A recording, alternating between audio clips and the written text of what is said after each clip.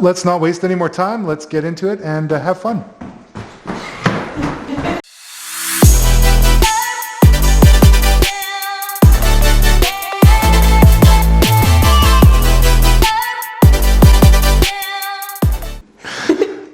Welcome back to the next installment. My name is Steve with Date with F8 Photography, and today we're doing something really cool. We're going to be showing you guys how to do what they call shutter drag.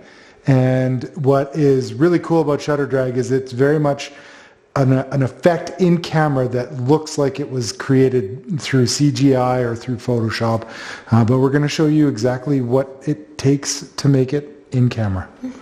So stick around, find out how we're going to do this, and it doesn't take much. We're going to use two lights setup. One is going to be a constant LED light, and that LED light we can change to any color that we want. And so we do definitely encourage experimentation. And so one of my favorite colors to do is red, just because it looks like fire. And you know, maybe blue, maybe you want to look like you're in an ice storm. And then of course one strobe with a 120 centimeter Godox octabox. And so let's not waste any more time. Let's get into it and have fun.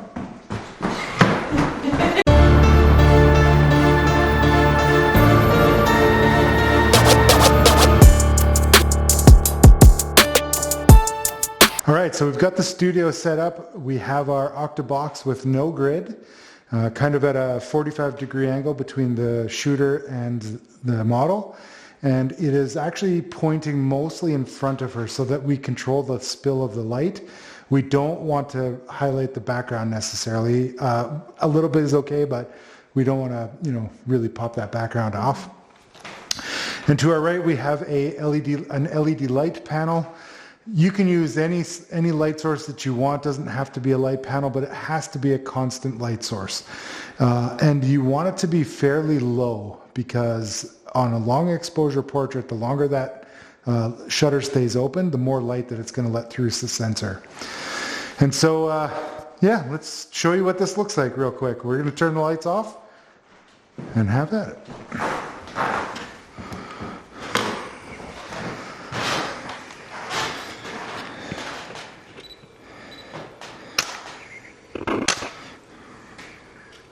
Yeah. And that's what it looks like. So as you can see, by moving the camera, creating the drag in the shutter, you actually create waves of light that is left behind recording on the sensor before the shutter closes. Okay, so when you're taking the photo, when we're talking about shutter drag, it's the camera that moves. Well, there's two ways to do it. You can either make the camera do the movement, or you can make the model do the movement.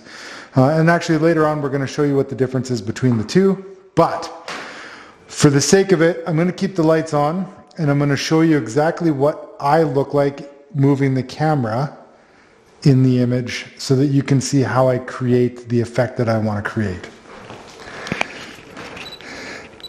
Okay, so you get the exposure or your focus. Then you take the photo and immediately start to move. And what you're doing is you're creating almost like a sweeping motion, like a flame would look as it's burning. So again, photo, immediate movement. So I've put the camera on a tripod, and now what we're going to do is, when the flash goes off, Elizabeth is going to be the one to move. And now you're going to see what the differences are.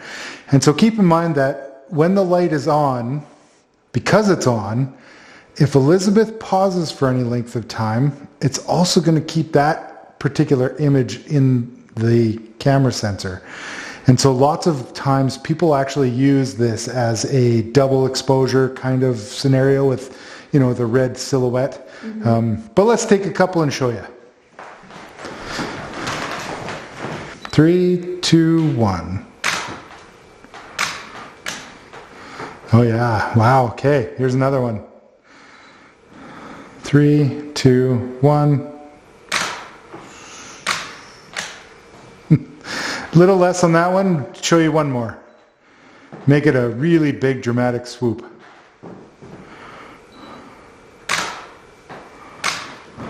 Yeah. And so as you see, there's two different ways that you can create motion in an image, both long exposure. One's front curtain or first curtain, the other one is rear curtain. And play around. You can do so many fun things.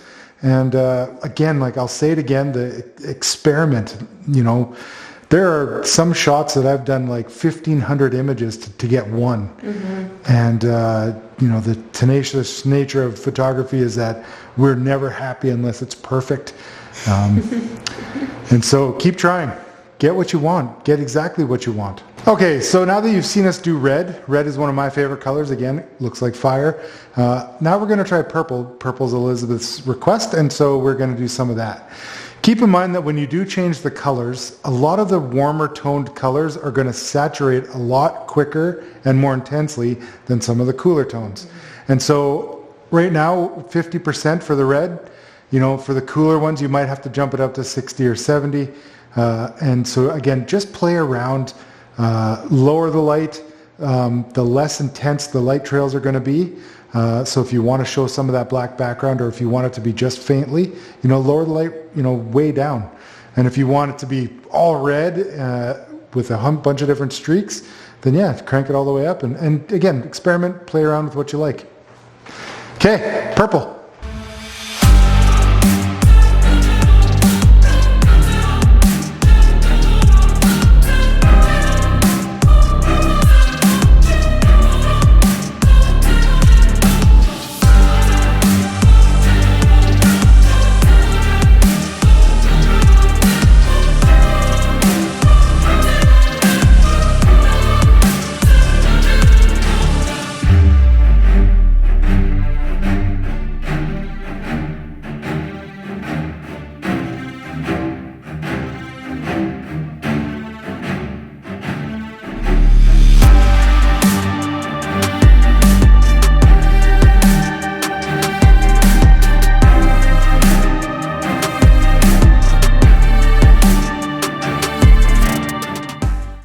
Okay, so we talked about how the different colors saturate an image differently.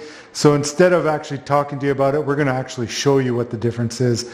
We haven't changed the intensity of the blue. All we've done is switched it from red to purple to blue. So we're going to show you what that looks like, and then I'm going to show you what it looks like when we turn the intensity to half of what it is right now.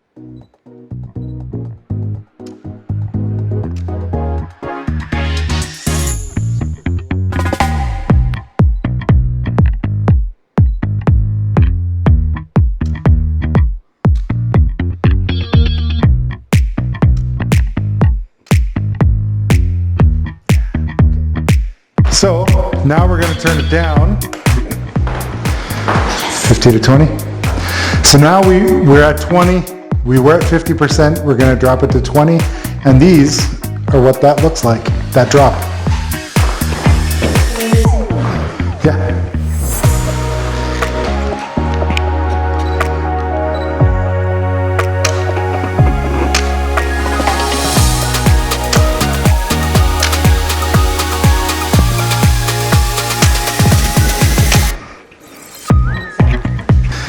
Okay, so now you've seen what 50% looks like. We went down to 20%. Now we're going to go up 30 to 80%. And again, this is what it looks like.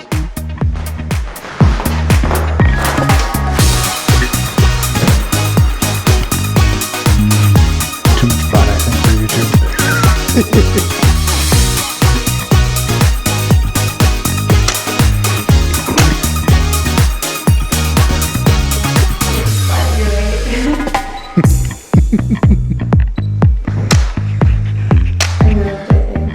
It's okay, it doesn't matter, because the shutter will fire you.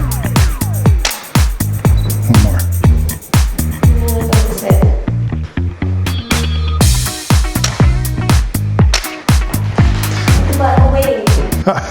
So that's a wrap. As you can see, there are many different ways to kind of achieve that shutter drag. whether it be more intense light, less intense constant light, changing how your first curtain or front curtain flash to a second curtain flash. All of these things change the dynamic or how it looks in the end result. And so again, experiment, play around, have fun, learn, actuate your shutter a couple hundred times. And so for next time, I want you guys to solicit us. What do you want to see next? What do you want us to see? Do you want us to see the difference in the color gels, more long exposure? Leave a comment below and let us know, and we'll make some content based around what you guys ask for. Thanks and happy shooting.